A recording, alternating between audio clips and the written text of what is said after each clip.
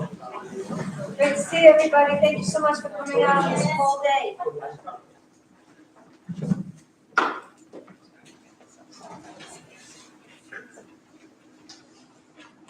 Dr. Ryan would like to extend his regrets for not being able to be here tonight. He had something to do with family up in Boston.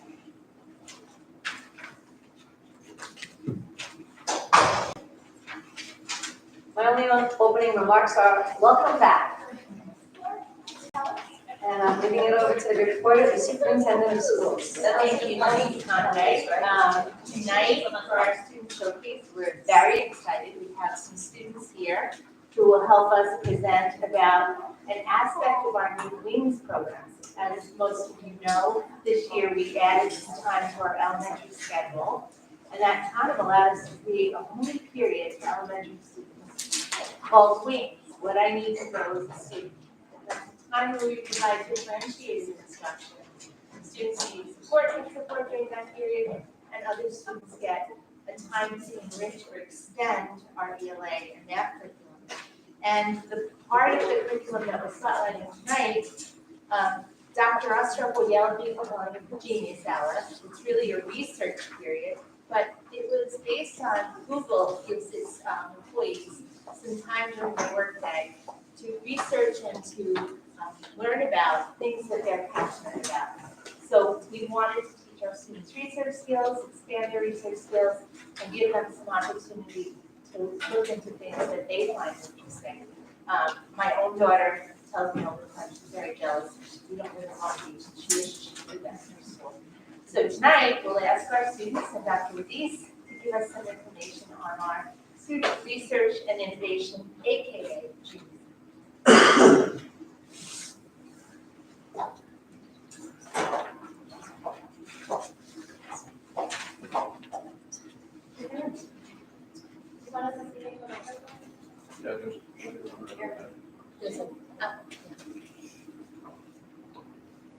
Okay, well, welcome. Welcome to our elementary student research and innovation showcase. What you're going to see tonight is just a really small slice of student-centered work that's happening during our WINGS program. WINGS stands for What I Need to Grow as a Student. And during WINGS, students work in small group settings, and it's an extension of what's really going on in the core curriculum.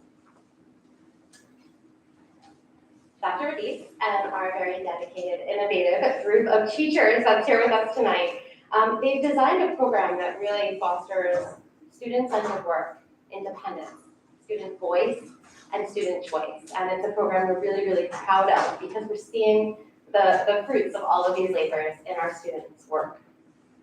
I'm going to be turning the presentation over to Dr. Radice, and she's going to talk a little bit about research, speech and debate, and the connections between this program and the units that are going on in the core curricula in students' homeroom classes. After that, we're going to watch a small video with some samples, and then we have 2 student projects that we just couldn't do justice to in video form, so they're here in physical reality, so that the students can speak a little bit about them and their inspirations. All right, so without further ado, Dr. Radice. Thank you. I want to start by thanking so many of our teachers for being here tonight. They are the ones that really bring the work that I'm going to describe alive. They spent a lot of time preparing for this new component to our elementary curriculum, so I thank them for their work. So when we were planning for this new part of the elementary program, we looked across grades 3, 4, and 5 in the reading and writing units of study that were part of our core curriculum. And we identified the goals and the skills of the units that kids were working on in Tier 1, the core experience. And we made some decisions about the skills, the strategies, and the process that we wanted to extend, support, and elevate so that students would have some more practice time to immerse themselves in literal and analytical thinking about text, but also bring in a new context for learning where a lot of the work was going to be situated in the research process, where teachers have been coaching students through since the beginning of the school year. So what we did, this is just a sample of some of the thinking and the work that we did over the summer to prepare and what students have been working on throughout the year. In blue are our units of study across 3, 4, and 5 that are dedicated toward informational text, reading, and writing. So we looked across those units that were happening in the core curriculum, and then we translated that into the wings period, which is what we're spotlighting tonight. And we created 2 experiences called Belonging to a Research and Reading Community, where we were extending some of the work that students were doing in their core curriculum and teaching in the context, like I said, in the research process, where kids are learning to develop questions, read across multiple texts, a lot of digital literacy navigation, evaluating sources, looking at the quality of text that they're reading. And then we have another experience, which is what Dr. Gallagher referenced, called the research process, where students are picking a topic of choice and they are determining what the outcome of their project is going to be, and they're making connections between what they're reading and what the outcome of what their project is going to be, so that there's a direct connection. Not every outcome is going to be a presentation or a formal paper. Some students build replicas of things, like our friend Ledger is going to share with us tonight. Some students play an instrument if that's what they decided to read about. So it's a lot of authenticity and personal connection to the work. In green, we extended the work that students are doing in opinion or argument work, depending upon the grade that they're in. So we created experiences around activism and advocacy, as well as speech and debate, where students are applying the work that they learn in the units of study for reading and writing, and really extending their knowledge and practice time of formulating claims and linking evidence and reasoning to those claims, just in different situations, more targeted in some activism work and in speech and debate. So in the video, what you're going to see are captures of students working through some of this process, and then you'll also see some final products of students describing their work, and then we'll see some presentations in real life here tonight, okay? So I'm going to kick off our video.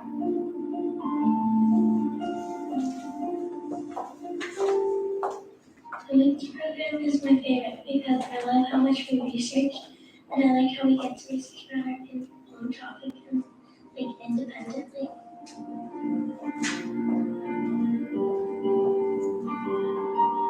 I like Wings because it gives us freedom of choices of our topics and research, and we get to do special and fun. And it's so much more interesting when we're all doing different topics.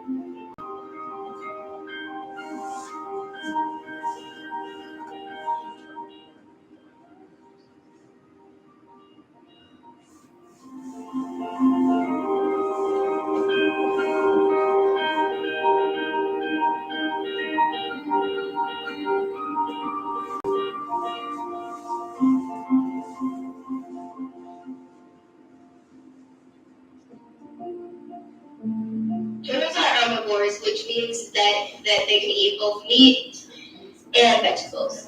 See how things have changed over time. Alright, so this is, I researched a bunch of companies, and here are their thoughts. So this is the Swiftone laptop from Acer. It has Windows 11, a 14-inch screen, has 4 gigabytes of memories, and it's $370. I give it an 8 out of 10. Cell phones can be a big help when used correctly. They keep students in touch with their families and can be used to search for information. Elementary school should have sports teams. Elementary school sports teams will help teach teamwork. Sports teams will also help improve students' social life. One reason elementary schools should have sports teams is because they help teach teamwork. For example, according to blog.friendcentral.org, by participating in sports at an early age, kids can learn the benefits that come with working together in a team environment. Another reason elementary schools should have sports teams is because they help with your social life. According to utopia.org, a report from True Sport says that youth who play sports have higher levels of social skills. Cigarettes should be banned everywhere. Do you want people to stop smoking? Well, you're in luck because this is why they should stop. Smoking is very bad for you. It causes sick things to happen to your body. According to www.cdc.gov, secondhand smoking can cause lung cancer. Cigarettes have dangerous chemicals. According to www.cancer.gov, Some of the most dangerous chemicals in cigarettes are hydrogen cyanide, carbon monoxide, and ammonia.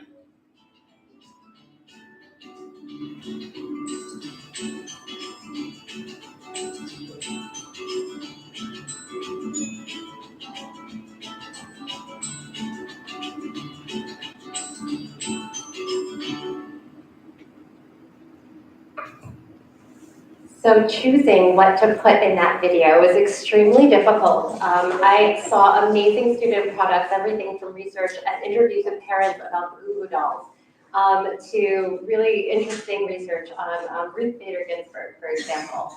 And so it's been a pleasure and a joy to see what happens when a community and when a leadership team and our wonderful building leaders and our teachers take the risk at empowering students with independence and choice and voice in their learning. And it feels like such a risk, and it is sometimes messy, and it is always very interesting, but it is extremely joyful, as you can see. And so we have a student here live, and I just want to, we're gonna recognize the student work over here, and you can take a look at it, maybe if we take a break. So it's my understanding that he researched Messi, and because of the change in teams, wanted to make a replica to scale of the new stadium that he would be playing in. We also have a replica of the Freedom Tower as well, and they just couldn't be captured in video, but they are pretty impressive in terms of product. And so this choice and voice is not just in the topic that's going on in the research, where they're learning research strategies and they're learning strategies of speech and debate, but also this idea of choice and how to show their work and communicate it. Do you want to speak a little about your project and your process?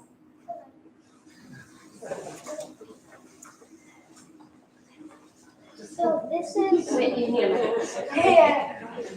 I think my voice is already too loud. So this is. But then they can hear you at home. What? So this is the Paris Stadium named Le Parc des Princes. My research topic was about Leo Messi, probably the best player in the world, aside from me. And this replica has built-in lights. The whole entire, if you guys can see, the lining of the field. These lights can do something else. They can blink or be regular. And this is the design of all those bleachers. That's how they're designed in one of the photos of it. And all of this here is all the players for Paris. Kylian Mbappe, Hakimi, Kipembe, or Sergio Ramos, Neymar, and Messi on here. And this is probably one of my favorite teams and one of my favorite stadiums, because if you look at the edges, it has this kind of shape, and it's also oval shaped. That's kind of all I can explain about it. Thank you. Thank you so much.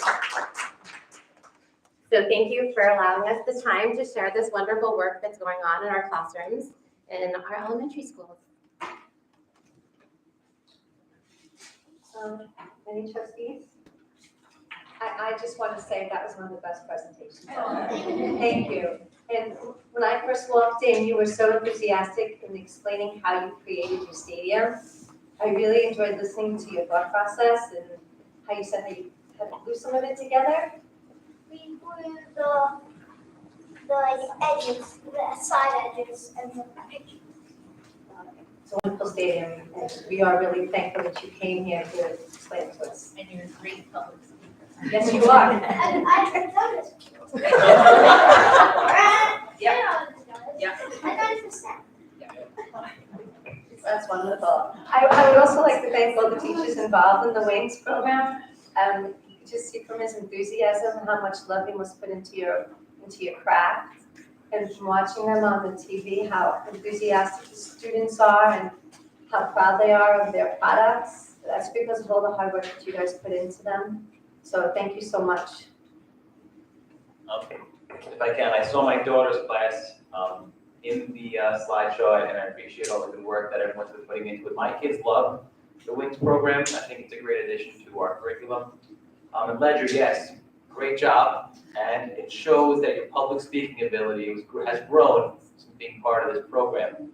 This is a level of confidence and interpersonal communication that you now really embrace, and you're showing it. So great job, bud. Can I say something? I feel like you guys should have all seen the presentation I did. Better than just now? No, this is not here. Well, both my boys come home all the time, every day, talking about Wings. Like, it's like they don't talk about anything else, they talk about Wings when they come home. And his younger brother, a year younger than him, doesn't like school ever. But he comes home and all he wants to talk about Wings is his Wings projects, all the time. You made a stadium too. We like having. I'm gonna take that to home and take a shower.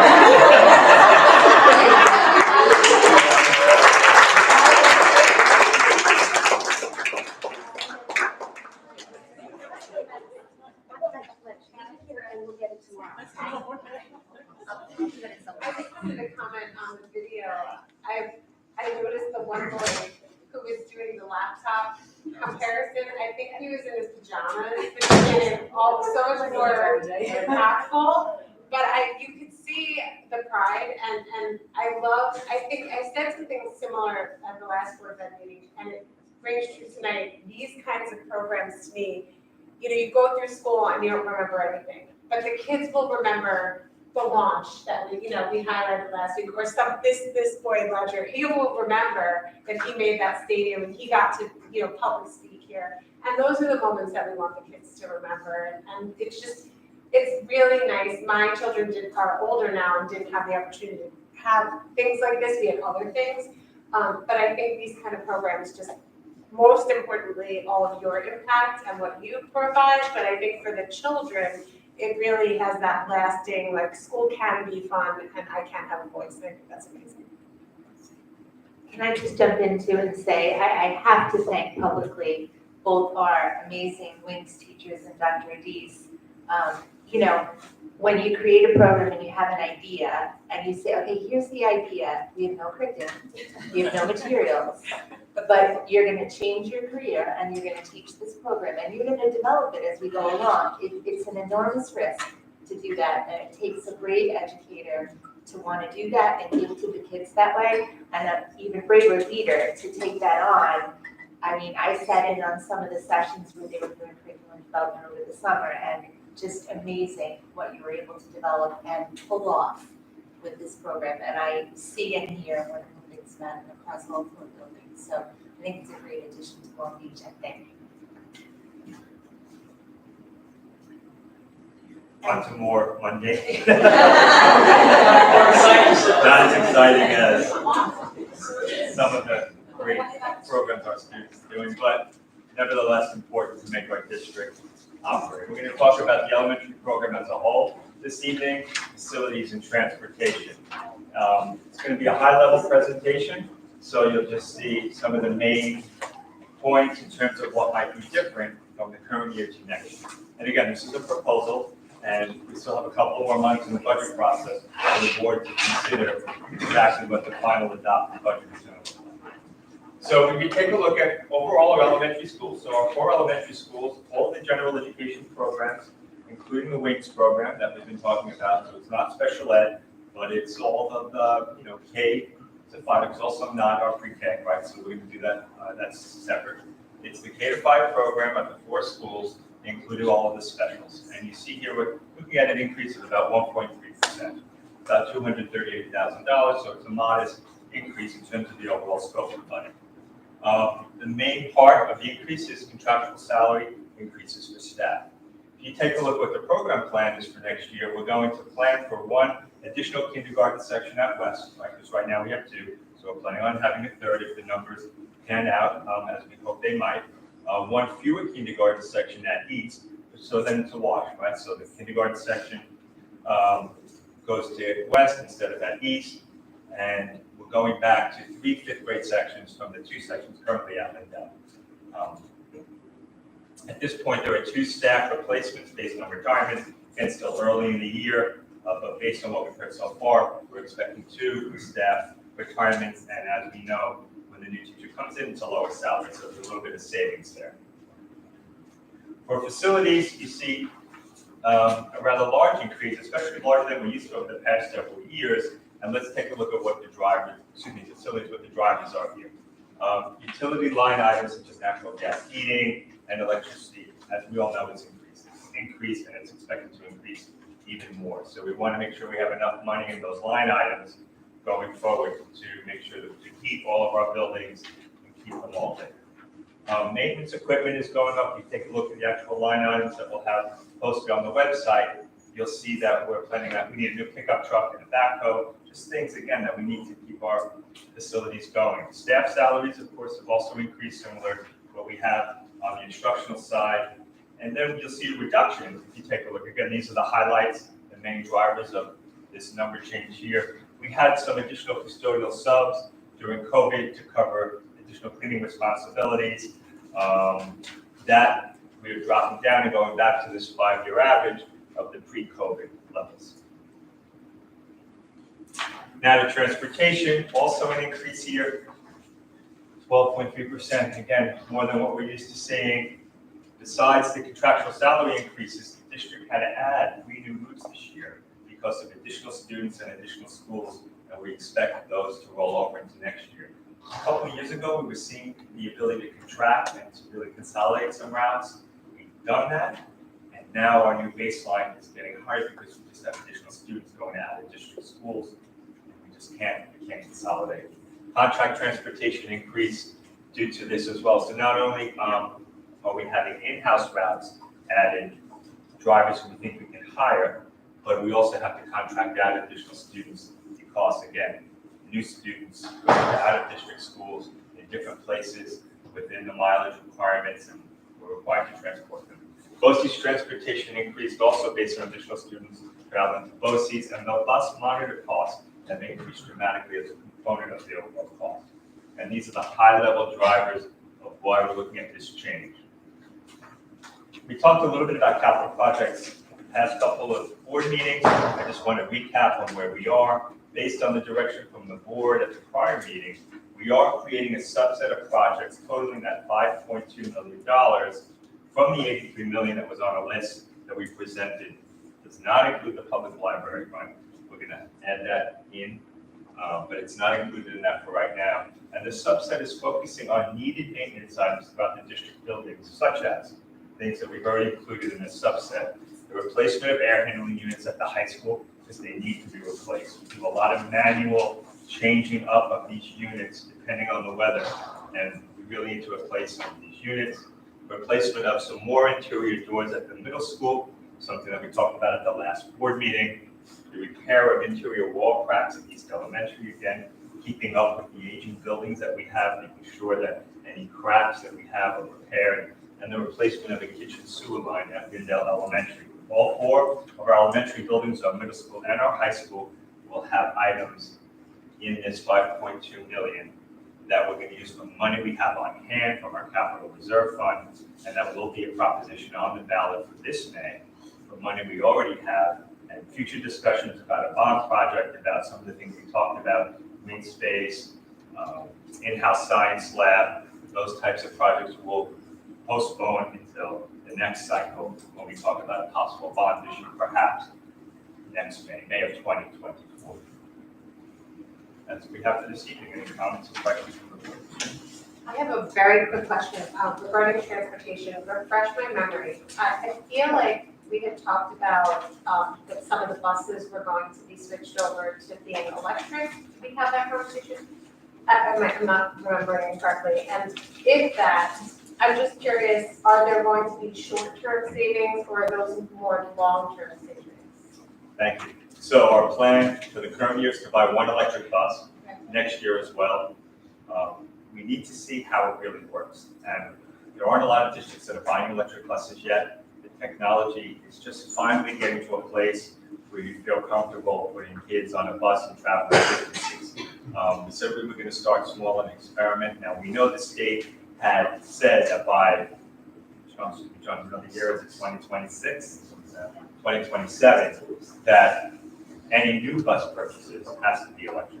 But they haven't really been giving us guidelines about what to do with infrastructure, what charging stations are going to look like, and things of that sort. Right.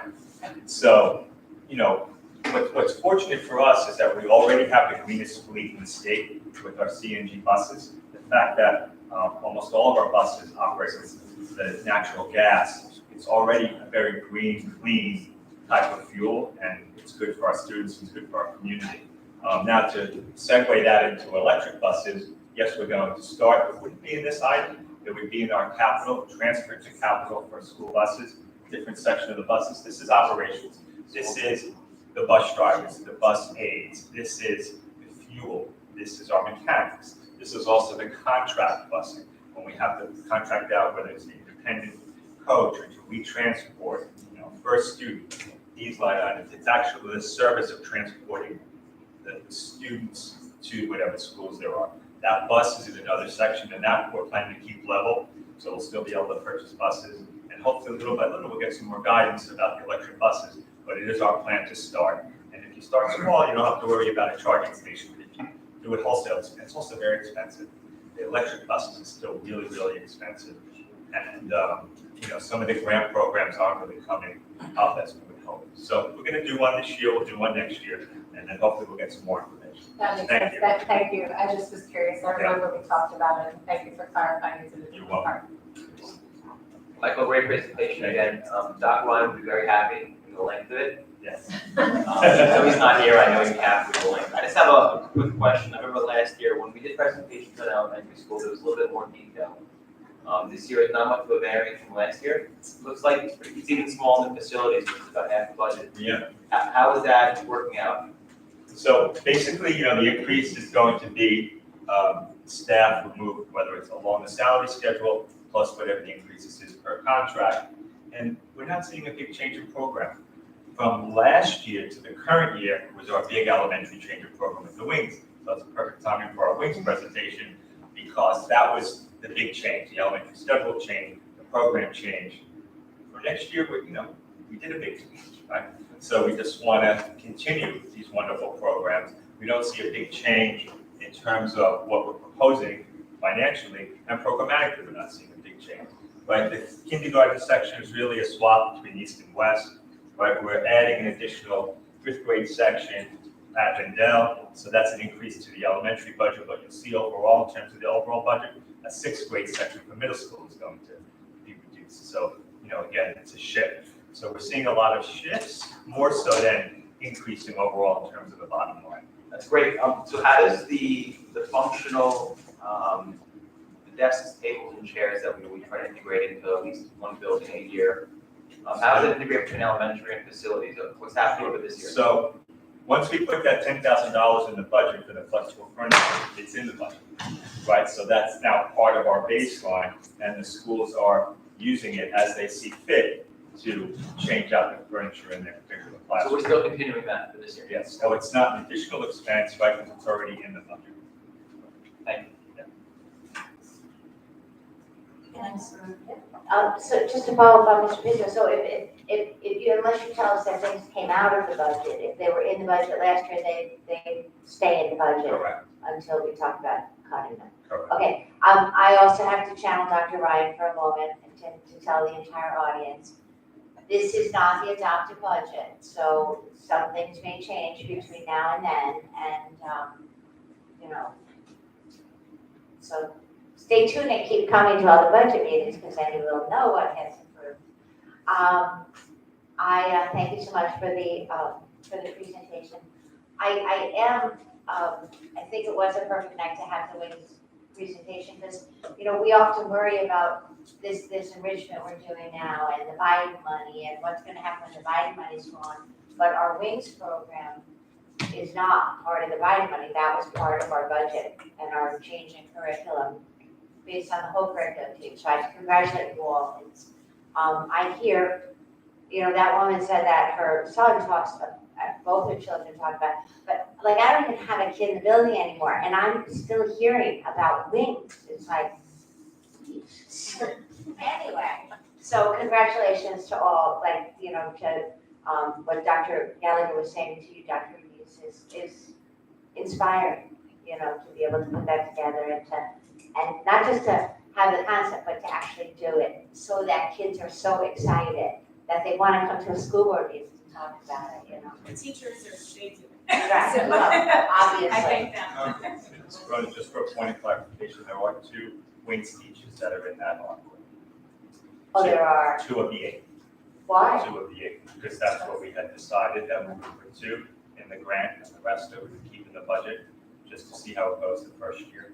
So I Okay. just wanted to. So in this coming year, are they out of the ARP grant? Yep, no, we have another year of the ARP grant. Right. So they're in it again. So what will happen after the ARP grant is over? We're gonna have to talk about that. Okay. Oh, here I am telling you. I better check my taxes. Okay, thank you. I don't have any other questions. Thank you. Mike, thank you so much for the presentation. Do we know, I just have a quick question about facilities, that how much is natural gas gonna go up? Do we know, do we have any of that? Do we have anything in our budget that's actually gonna help counter it? Well, sure, there are some things, but, you know, as we talked about, we know we have to be prepared for an increase in some of these line items. Again, what's tricky, and I just want to emphasize to everybody, you will see our overall budget will go down for next year. And that's something just to mention, you know, there was an article in the Herald this past week. It was stated in 2 different ways, just to clarify that. The author of the article did say the budget's going to go down, but he flip-flopped the numbers that we have at this point in the process. The budget is going to go down. The reason why the overall budget is going to go down is we had a chunk of money, about $4 million, that we appropriated from our fund balance to do some of the capital work, and we included it in the overall budget number. So we know the overall budget number is going to come down. Okay?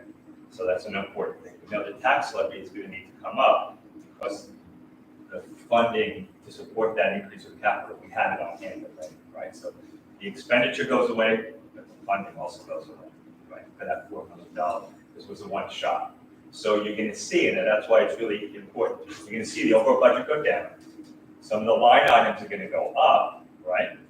And we're going to need additional tax levy to help support that. So when we start talking about different other areas of the budget, we'll talk more about, if you go next presentation, we're going to talk about special education.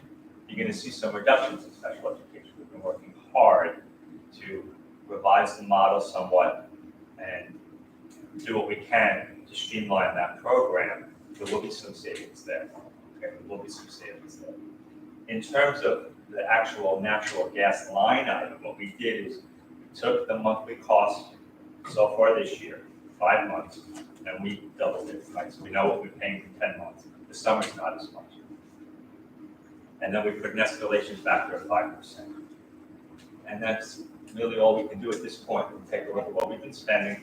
Now, typically there are different methodologies that we use when we come up with budget numbers. Sometimes we take a look at trends and we see how it's trending. We'll do a 5-year average if it's an up and down and it's not really for one particular reason or another. Or we'll see, well, is something particular happening in the given year that we know is not going to be replicated in the following year. And that's what we do for each line item. We take a look at what's happening in the current year, what happened in the prior year, what do we think is going to happen in next year, what methodology do we want to use? Is it a trend? Is it a one-off? Are we doing a 5-year average? So for fuel, so you can't really look at prior years because the cost has jumped so much. Right. So let's take a look at the first half of the year, double it, and add a 5% escalation factor. And that's what we came up with. When you look at all those line items, that's the increase. So that's the safe increase. That's the increase. Thank you, I don't have any more questions. Thank you. Thank you so much, Mr. Devine. questions and comments from the public on the work session topic only. You can see you're all jumping off there. Board of Education, new or old business? Maureen, Ms. Rona? I just have one thing. I would like to congratulate our own Dr. Gallagher on the publishing of her article called The 3 C's of Post-Pandemic School Leadership in Educational Leadership of March 2022. We are so proud of you. Thank you. Congratulations. That's all I have. Thank you. I just have a question about the late bus, Dr. Ostrov, how the late bus is working out. There hasn't been much participation in the late bus. We are going to make a concerted effort to just remind students and parents that the service is available. Thanks to the transportation department, we are running this pilot until through May.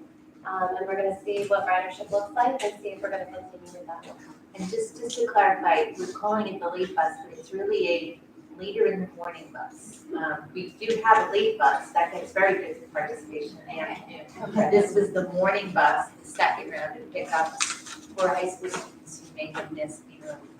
And the bus time that they come to pick up around 9 o'clock? Approximately 9 o'clock, and so, Mr. DeVito could describe it better, but I think there's a bus already that goes to West for drop-off in the morning, and so it's the routes along the way back, and so there's some efficiency to it as well, and there's one that goes to Island Park, and so we do want to spread the word and make sure that all of our high school students know that it's available to them in an unfortunate circumstance where they may miss the bus, they may not be able to get a ride, something happens in the morning, we're offering this to see, does it increase our students?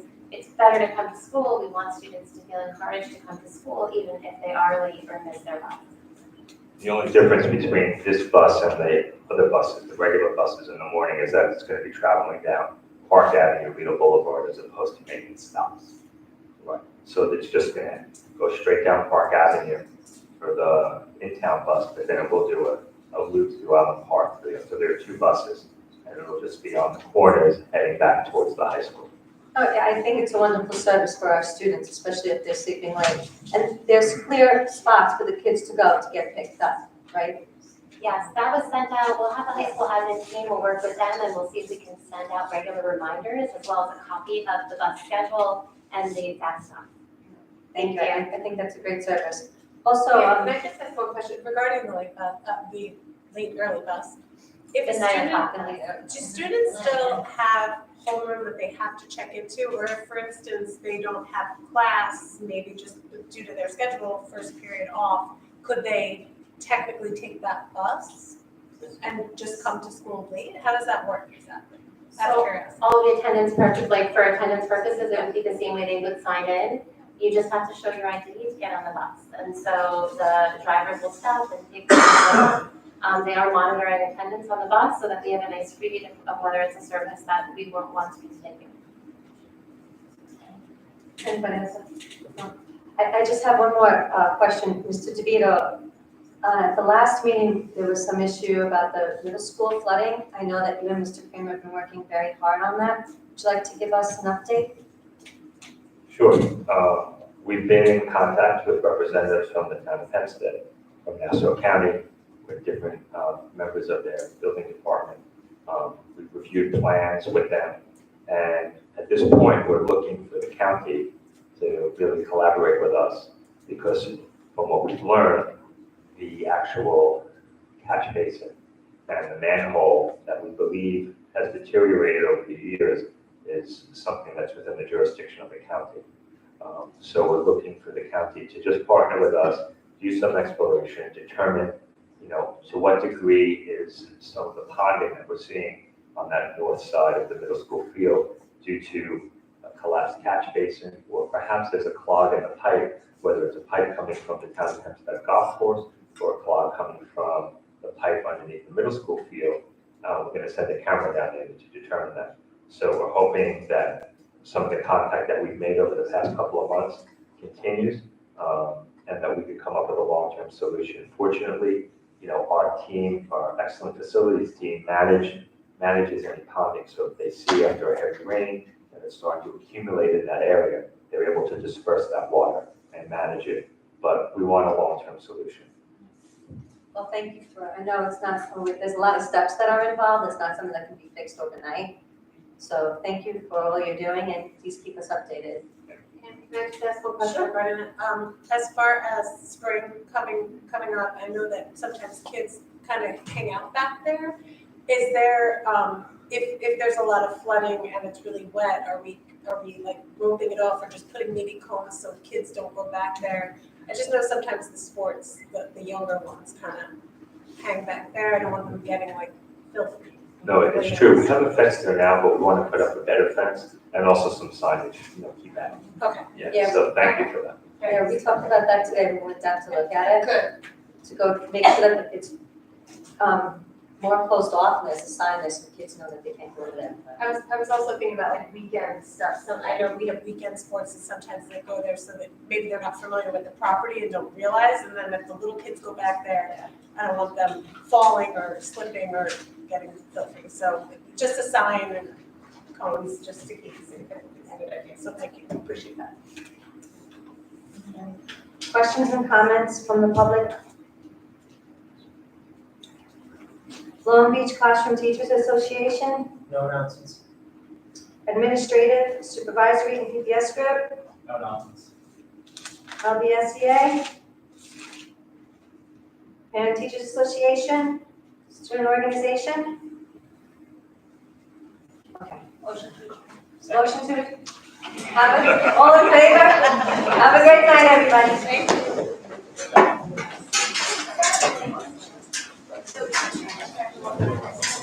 Thank